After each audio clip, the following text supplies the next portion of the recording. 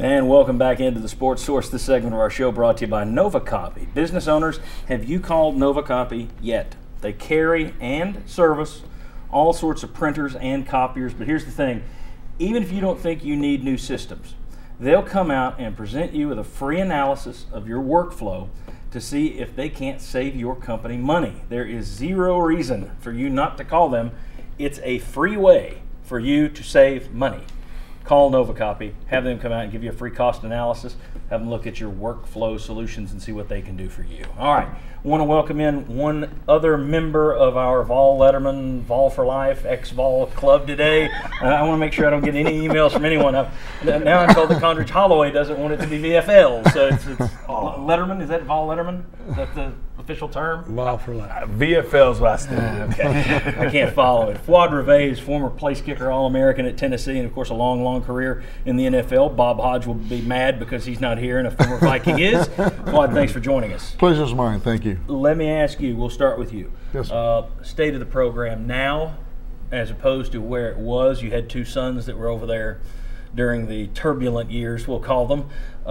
Your thoughts on where this program is and where it's headed? I think we're in great hands. We finally have a non-moron coach, so that's a great thing to have. we're in a position, seriously, we're in a position and the guy really understands the fact that this is Tennessee football, which is much greater than any one of us, because once we're gone, Tennessee football will still flourish and still be one of the greatest things ever. And he knows that. It's not about the creases in your pants. It's not about who flies next to the next door. It's not about the colors of the buildings. It's about playing football and really paying attention to what brings the guys to the fan, the people to the fan, which is winning football games and having a positive atmosphere in your football team. So I am really a big fan of Coach Jones, and I really wish my boys would have been still there.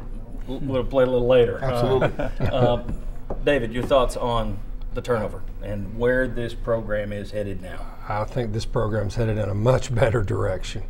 Coach Jones cares about the kids, the families, the fans, the boosters, every part of it. I mean, he cares about it all, and he gets it. And you know, I just hope that we give him the time to rebuild this program and get it where it's. And it sounds like they're going to give him time. And like y'all said, a lot of young guys that are here, a lot of kids that are going to step up and make things happen. It's an exciting time. So I'm glad, and I'm glad mainly for the kids. Because all these coaches, and I haven't met them all, but the offensive line coach and the head coach and these folks, they're here to not only help these kids be good football players, but to be good people. And I'm really excited for that and I part. think that's something that sort of gets overlooked when you've lost your second or third game of the year. People stop talking about it. But I do think it's important when you look at how he's building this program. You don't have a lot of kids getting in trouble. You got them all doing great academically. I mean, that brick by brick thing, those are actual bricks. Everybody just wants to talk about the talent and the speed. Those are bricks. You got to have that too. And in terms of that baseline, you know, I don't know what it's going to show in the win-loss column this year. I know you think probably 12-0. That's right. But I think in terms of the foundation, it's clear that he's building it the right way. What I like to see is the swag in these guys now, John P. The swag. Don't start talking about swag. Our team, I'm telling you, Bobby, our team has a different attitude. Now, I hope it all turns into an undefeated season. I'm optimistic, but I will tell you this, they won't go into one game thinking they're going to lose. Well, I'll jump on that. I'm telling you, they played really hard all last year. I mean, that's the one thing we have not seen in the past. We've seen teams that played hard all the way through that. And quite frankly, do we go there and win every game? We probably won't. But quite frankly, as long as they play hard, as long as they play hard to the last quarter of the game, I'm all good about that. The score will be secondary as long as we play hard. And last year, that's what we saw. If you play hard, the winning will take care of itself. Exactly. Yes, sir. You know, the thing that got me, and you know, I was still pulling for Dooley. You know, but come on now. Hey, listen to what I'm fixing to say. Because I was for Tennessee, but when he pulled everybody off the field with 42 seconds left against, that's when I said, that's it. I can't pull for him anymore.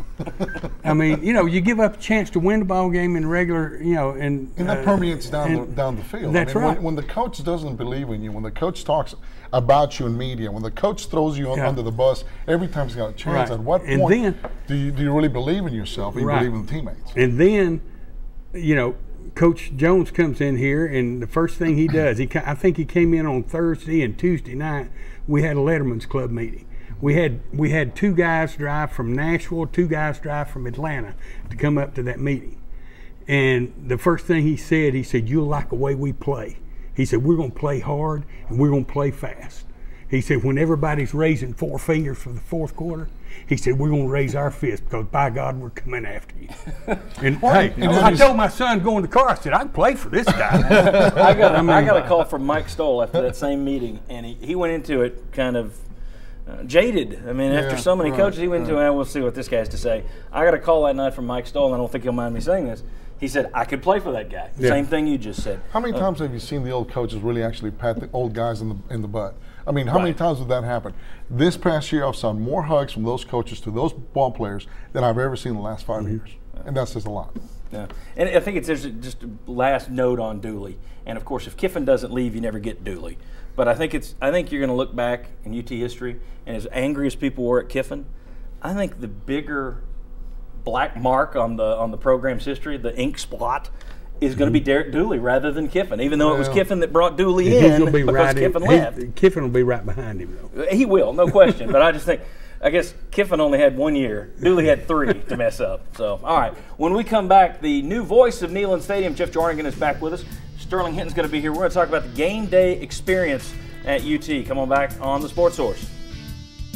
You are watching East Tennessee's first and only year-round sports talk show on television.